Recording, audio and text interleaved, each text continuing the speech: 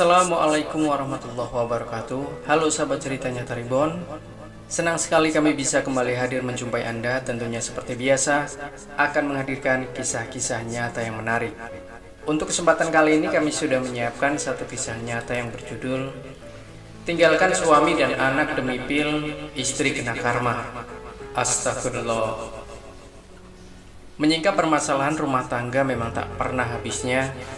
Selain masalah ekonomi, ternyata skandal perselingkuhan pun masih jadi pemicu tertinggi retaknya hubungan suami istri.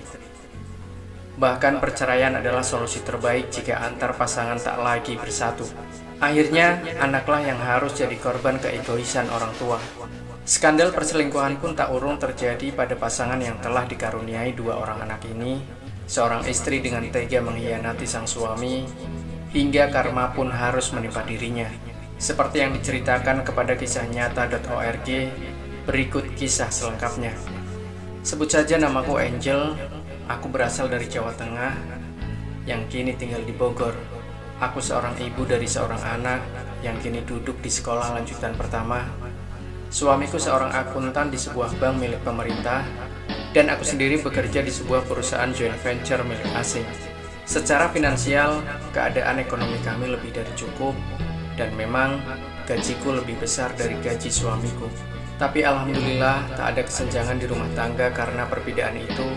Kami selalu bahu-membahu dalam menyikapi persoalan yang menimpa rumah tangga kami. Saya sebagai istri bisa membagi waktu antara kantor, anak, dan suami. Di samping itu, suamiku tampil sebagai figur yang pantas menjadi suri tauladan bagi kami, anak dan istrinya. Namun meskipun begitu, yang namanya manusia tidak ada yang sempurna. Di balik kelebihan tentu ada juga kekurangannya. Di balik ketegasan dan power suamiku, ada hal yang kurang darinya, yaitu dia kurang bisa memberikan kepuasan batin kepadaku. Memang ini tidak logik jika share di sini. Dan memang aku juga tadinya menganggap hal sepele dan tidak mau komunikasi dengan suami. Dan aku punya prinsip bahwa itu hal tabu untuk dibahas. Namun akhirnya itu menjadi pikiran yang keliru. Dan aku berharap dengan semua kisahku ini dijadikan bahan cerminan buat semuanya, agar hal buruk yang menimpa saya dan hal jelek yang saya lakukan tidak dilakukan oleh sahabat semuanya. Saya tidak menyangka bahwa ini akan menimpa saya dan menghancurkan keluarga saya. Kejadian ini diawali sekitar media Maret 2008. Siapa tidak kenal Facebook? Ya, kita semua tahu bahwa itu jejaring sosial paling tren saat ini. Mulai tua, muda, laki-laki, perempuan, bahkan anak-anak sekolah, mereka menggandrungi jejaring ini.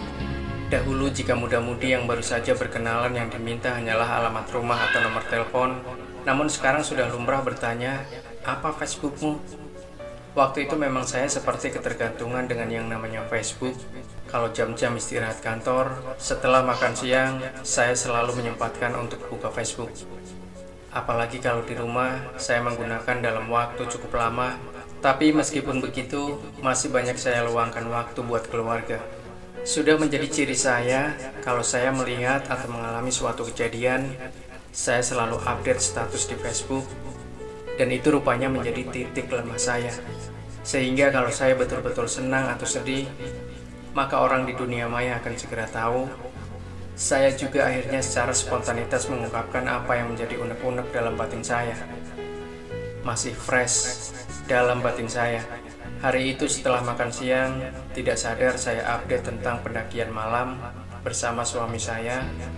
Namun saya bungkus dengan kata-kata kiasan agar tidak berkesan vulgar.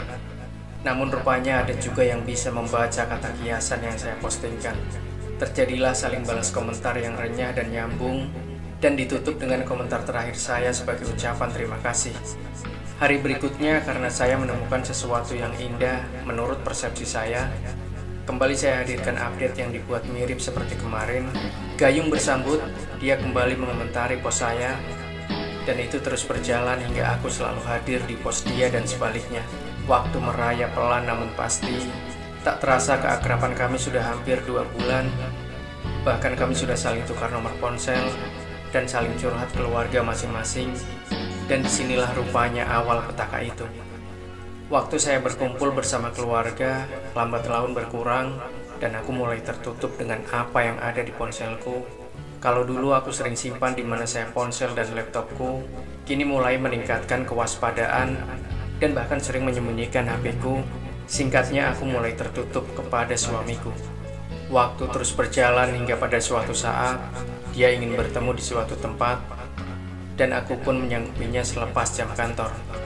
Ku telepon suamiku dan mengatakan aku pulang telat karena ada meeting, dan suamiku pun memakluminya.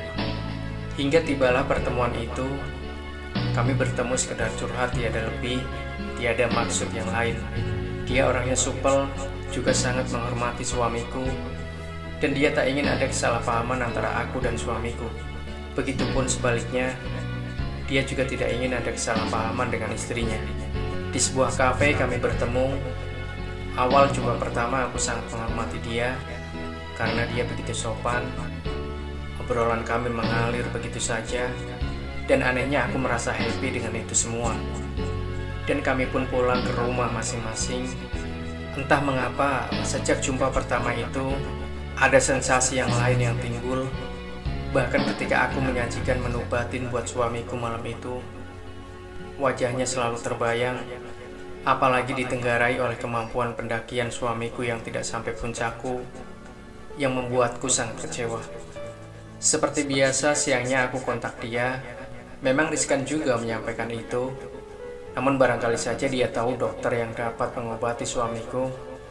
Dan dalam kontak singkat itu, dia memberi solusi bahwa ada dokter yang mampu mengobati itu.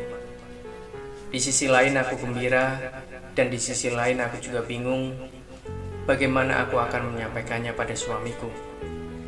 Karena aku takut dia tersinggung, dan hal itu aku utarakan pada dia. Akhirnya dia pun memberi solusi, bagaimana kalau aku dan dia yang menemui dokternya dan minta solusi langsung padanya, karena dia beralasan bahwa dia lupa simpan nomor teleponnya, dan aku pun setuju. Hari yang telah ditentukan dengan beralasan meeting keluar kota, pasti pulang malam, begitu alasanku pada suamiku. Aku pun berangkat bersama dia, dan sesampainya di tempat tujuan, kebetulan dokternya ada.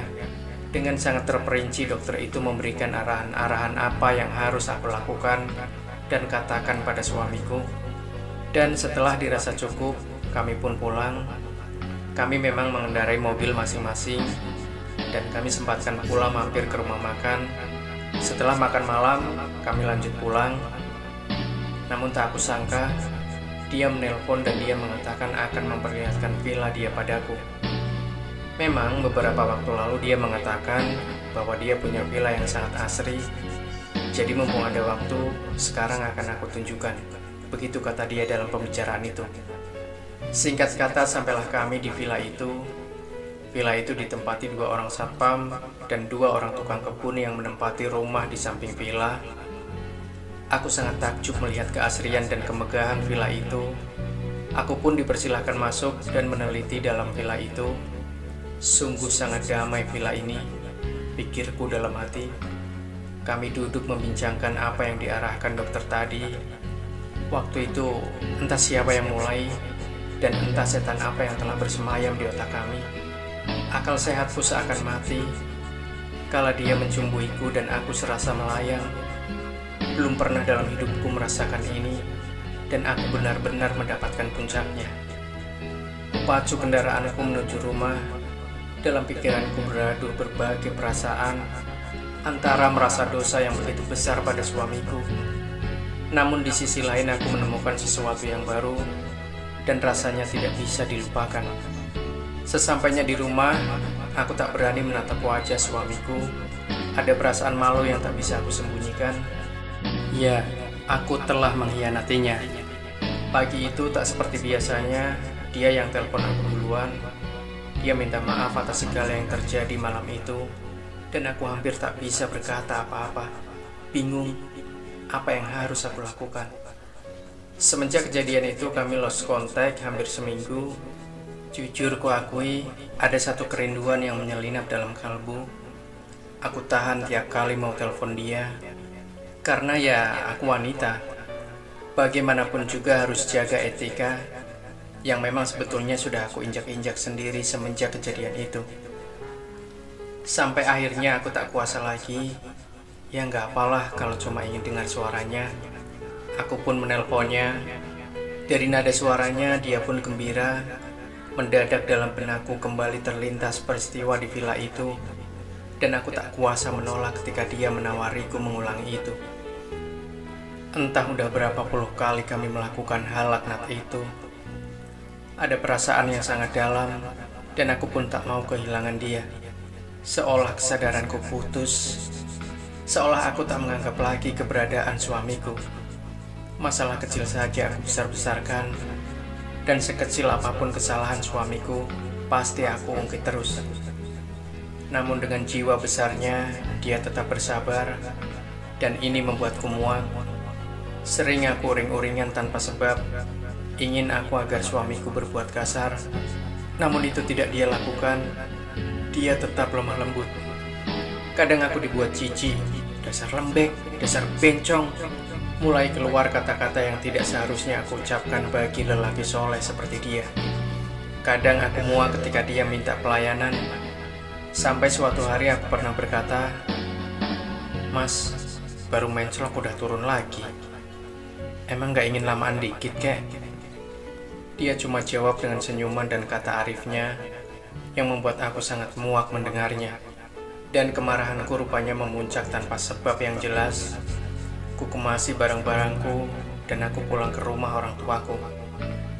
Sesampainya di rumah orang tuaku, ku fitnah dia sebisaku. Dan ini membuat orang tuaku naik pitam. Dan memang orang tuaku kurang setuju aku menikah dengannya. Dan ketika malam itu suamiku menyusul, segera aku masuk kamar tanpa peduli akan anak dan suami. Dan orang tuaku mendamprat habis-habisan suamiku. Sempat ku intip di balik pintu. Ketika suamiku menerima segala umpatan orang tuaku, dia tidak menyangkal sedikit pun apa yang tidak pernah suamiku lakukan. Ketika dia dan anakku diusir pergi, suamiku hanya tersenyum, berlalu sambil menuntun anak kami. Selang beberapa saat, ku dengar ponselku berbunyi. Aku berharap bahwa kekasihku yang telepon, tapi setelah kulihat ternyata suamiku, dan aku tidak mengangkatnya. Beberapa saat kemudian, sudah berbunyi lagi, dan akhirnya aku angkat. Ku maki suamiku habis-habisan, namun yang aku dengar dia hanya tersenyum. Aku pun habis kesabaranku. Ku buka semua aibku bersama pacar gelapku. Lagi-lagi dia dengan kesabarannya dan mengatakan bahwa manusia itu tak luput dari kesalahan. Segeralah bertaubat. Ketegaran, kesabaran yang diperlihatkan suamiku seakan tidak tergoyahkan oleh makian dan cacian. Dan sampai akhirnya ku katakan bahwa almarhum ayah dan ibunya tiadalah berguna dan hanya melahirkan generasi lembek kayak kamu. Dengan kata-kata itulah, akhirnya ku dengar suamiku di telepon mulai menarik napas panjang, dan masih ku ingat sampai sekarang kata-kata suamiku. "Kau kelewat batas. Kau boleh caci maki aku sepuas dan sebisamu. Tapi kalau kau sudah caci maki kedua orang tuaku, terkutuk kau. Durhaka kau sebagai istri. Aku sakit." Itulah kata-kata terakhir suamiku dengan penuh rasa mantap. "Aku terima, Mas. Memang aku durhaka. Apapun sumpahmu, sini pasti aku terima." Itulah kata-kata terakhir dia kepadaku. Seminggu kemudian suamiku menelpon bahwa dia akan menceraikan aku. Tentu aku girang sekali dan sangat bahagia, karena pikirku aku bisa bebas. Perjalanan persidangan lancar tanpa ada hambatan yang berarti, dan statusku resmi bercerai. Ku sampaikan kabar gembira pada kekasih gelapku. Kupikir dia akan bahagia, namun kenyataannya lain. Dia malah memutuskan dan beralasan, bagaimanapun juga dia mencintai istrinya. Dia ingin bertaubat dari segala kesalahannya, dan dia juga meminta maaf tidak bisa menikahinya sesuai janjinya dahulu. Demi mendengar itu semua, kurasa bumi berputar begitu kencangnya, dan aku pun jatuh tak sadarkan diri. Dan ketika bangun, di sekelilingku banyak orang, dan ternyata aku di rumah sakit. Setelah beberapa jam aku diperiksa secara intensif, akhirnya aku dipindah ke ruang khusus. atau lebih tepatnya adalah ruang karantina, karena aku mengidap penyakit yang sukar sekali obatnya dan sangat menular. Ditambah lagi dari alat kelaminku timbul bau yang sangat busuk. Jangankan orang lain, aku sendiri sampai muntah dibuatnya. Aku sadar inilah azab Allah Subhanahu wa Ta'ala atas kedurhakaanku pada suami, atas rasa sakit hati yang kuberi pada suamiku. Ini aku rasakan akibatnya. Aku dikucilkan seorang diri di tempat yang jauh. Tiap orang yang menjengukku selalu mengenakan masker. Aku sedih. Aku sakit hati. Dan kini baru aku sadar setelah segalanya terlambat. Dan aku harus menanggung akibat dari perbuatan durhaka pada suamiku. Masih kuingat ketika suamiku mengucapkan kata terakhir dan seakan aku menantangnya. Suatu hari ketika sedang merenungi segala dosaku, suami dan anakku datang. Ingin rasanya aku memeluk mereka, namun aku malu. Aku hina. Ketika suamiku menghampiri, aku tak kuasa menahan tangisku. Dengan kata bijaknya, hatiku bagai disayat sembilu. Aku sedih karena kesolehannya. Aku harap kau jangan benci kedatanganku. Aku kesini ingin mempertemukan anakmu denganmu. Dia tak berdosa, harus bertemu ibunya, agar dia tahu bahwa ibunya orang yang super tegar, menghadapi maut sekalipun tetap sabar. Itulah kata-kata yang membuatku sedih sekali. Betapa suci cintamu, Mas. Kau mantanku, tapi mau menjenguk aku dan tak sungkan berdekatan denganku. Orang tuaku saja, Mas, tak berani dekati aku karena takut tertular penyakitku. Dengan bijaknya dia berkata, memang aku mantanmu, tapi anakmu bukan mantanmu. Anakmu darah dagingmu, takkan kubiarkan dia durhaka pada ibunya. Aku menangis sejadi-jadinya demi mendengar itu semua. Dan sampai sekarang anakku selalu datang tiap hari Minggu atau hari libur, dan dia selalu menghiburku. Terima kasih, Mas. Kau didik anak kita jadi soleh kayak kamu, Mas. Andai aku tak memperturutkan dan menantang sumpahmu dan mengikuti apa katamu, sekarang mungkin aku tak di sini, tapi di surga dunia yang kau ciptakan, Mas, bersama anak kita, dan keadaan mungkin tidak akan begini. Dari saya buat para wanita semuanya, jika kalian punya dosa pada suamimu, segeralah minta maaf dan kembali bertaubat. Jangan seperti saya ini. Jangan sekali-kali menantang sumpah suami kalian, karena kalau tidak segera bertaubat, kalian akan menyesal. Cepat meminta maaf sebelum terlambat. Dan untuk para suami yang kebetulan mempunyai istri berperangai seperti saya, jika dia meminta diceraikan, segeralah cerai dia. Jangan menunda waktu lama, karena Anda akan tersiksa dalam waktu yang lama juga. Jika Anda seorang suami yang sudah tidak dibutuhkan istrinya, diacuhkan istrinya, apapun kebaikan yang Anda perbuat tidak akan punya arti apa-apa di mata dia. Karena menurut saya, jika sang istri sudah minta cerai, sulit sekali buat Anda kembalikan. Bisa saja Anda kembalikan, namun akan membuat Anda kecewa. Ingat kaum Adam, jangan sampai lemah di hadapan wanita, tapi jangan juga kau kasar di depan wanita. Anda harus bisa membaca waktu yang tepat, di mana harus lemah lembut, dan di mana Anda harus tegas. Saya contoh yang sangat buruk, wahai kaum Hawa. Jangan sampai langkah saya kalian ikuti. 3 tahun saya di sini dalam sepi, dalam pengasingan.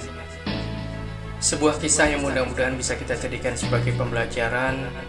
Dan sahabat ceritanya Taribon, nantikan kembali kisah-kisah terbaru dari kami selanjutnya. Sampai jumpa. Wassalamualaikum warahmatullahi wabarakatuh.